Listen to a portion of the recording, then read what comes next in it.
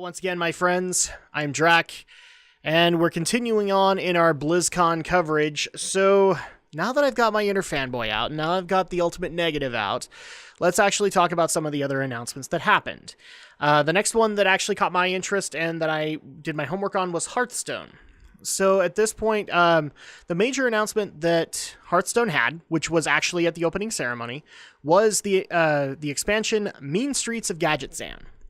So we'd already seen like hintings here and there that there was going to be like a Gadgetzan themed expansion, but we didn't really know what you could do that was different from, say, Goblins and Gnomes, or Goblins versus Gnomes. What could you do? Because Gadgetzan is another city, like, yes, it's out in the middle of Tanaris, but it's also very Gnome and Goblins centric. So at that point, what do you do with it? Turns out you do a lot with it because they basically said, now with the Cataclysm, Gadgetzan is now this kind of desert, not utopia, but like desert city, like big city, like New York kind of city, and it's overrun with a bunch of gangs. Or not a bunch, but 3 specific gangs. And so I'm just going to kind of go over the details as best as I can. Like, I don't want to have another half-hour long video for you guys. I already have a feeling that that's going to be more along the lines of, oh, you're such a fanboy, you talked about WoW for 30 minutes straight. I'm going to go over the details, but I'm also going to give my thoughts on it as quick as I can. So the way that I understand the story, this is going to be PAX. This is not like an overarching adventure story like One Night in Karazhan. This is more along the lines of there is a story in Gadgetzan, but it kind of influences everything going on around it. Specifically, the 3 gangs that you deal with. And the gangs are split into the Grimy Goons, which are, the best way I know how to explain it is like typical mobsters. They are the gangstas of Gadgetzan. In fact, a lot of their inspiration comes from things like 1920s Mafia to, a couple of titles have like Scarface or Godfather lines in them as the title of the card. So that's really who you're dealing with, but it's also kind of like the races that are considered unsavory, because you have like kobolds, murlocs, ogres, orcs, things like that are representing the Grimy Goons. It's big, strong, durable kind of way to look at it. And that actually also goes into the mechanic for this one, which was the introduction of tri-class cards. So each gang represents 3 classes in Hearthstone, and in turn, you actually will get cards that will allow for you, that are, as they say, tri-class cards. They allow you to discover either a card based in your own, like a class-based card based in your own set, or 2 others that you don't have access to. And in the case of the Grimy Goons, they are based with warriors, paladins, and hunters. So in essence, you could actually create a whole new combination in your deck just by getting an eagle horn bow from the hunter side of things as a paladin or a warrior. You could easily get or you could easily have a different kind of game as a warrior by getting the True Silver Champion, which is a paladin card. So that's what they're trying to do with these tri-class cards. And then also the big legendaries are the bosses of these particular gangs. And this one, I can't remember I can't remember the guy's name, but it's Don something. It's basically a 2-headed ogre that its design is basically one half of it is clean-cut mobster, and the other one is brutal hitman kind of thing, like brutal muscle kind of guy. And so I actually really like the design for that, because this is like, wow, okay, so it makes me ask the question, like, how do you deal with official affairs? Is it just you, and do you have like a curtain covering up the other guy? I don't know. And it's actually very interesting in how they did the design, especially for the others, and we'll get to them in a second. So that's pretty much the Grimy Goons. The next faction is the Cabal, which represents mages, priests, and warlocks. And a lot of their stuff is based around like dark magic.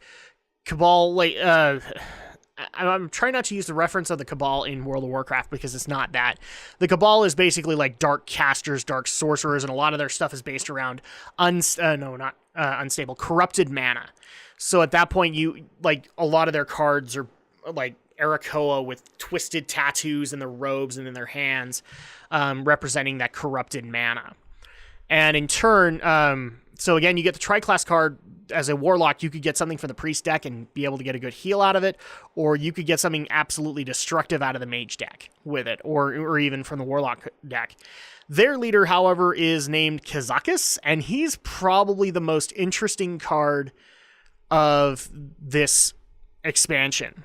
And the reason, like, they've spent a lot of time on this guy. He's a troll that has used so much corrupted mana that now, like, even his tusks are shifting because of it.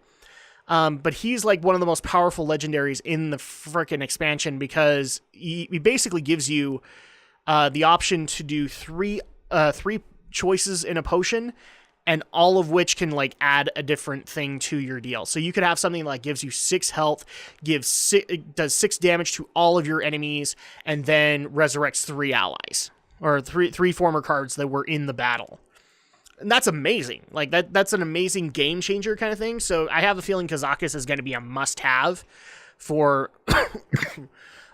for mages, priests, and warlocks. I don't think he'll be available for everybody else, but time will tell. I have a feeling he'll be a class-oriented card.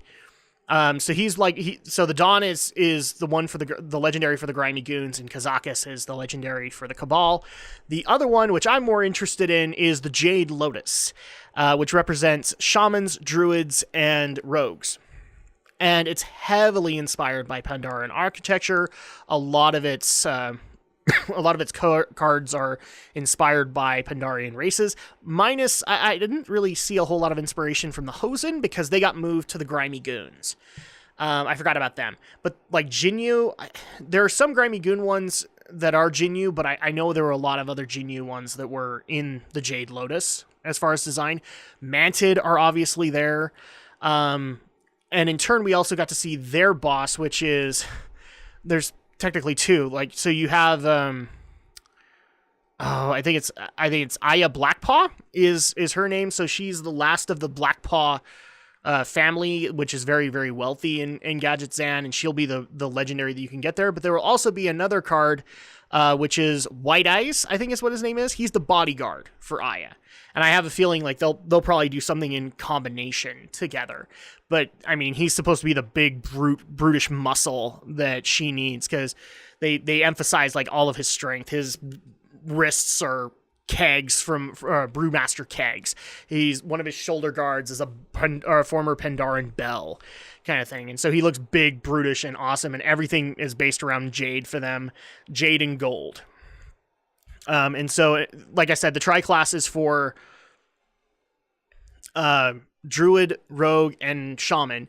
So a lot of their themes kind of go hand in hand with it. Unfortunately, we didn't get to really see, at least to my knowledge in the panel, we didn't really get to see what Aya could do, nor the Dawn, because the Dawn wasn't there, and neither was White Eyes. Just we got to see their concept design. Kazakis is the one that we got to see, and I have a feeling that if Kazakis is just as powerful, these guys will be as well. And so that's pretty much going over like the kinds of cards that you're going to be able to get. My thoughts on Hearthstone is, it's a couple of days after the opening ceremony for me, so a lot of the stuff I'm really warming up to, and I'm a little bit more excited about it. I think what happened with the opening ceremony is, we had so many announcements that it felt like I was getting way too much cake, and I just went into a sugar coma.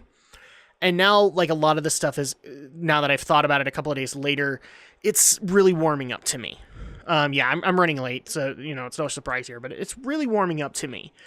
And I have a feeling that I'll be playing a little bit of Mean Streets of Gadget Zan. Of course, I need to finish up the review for One Night in Karazhan.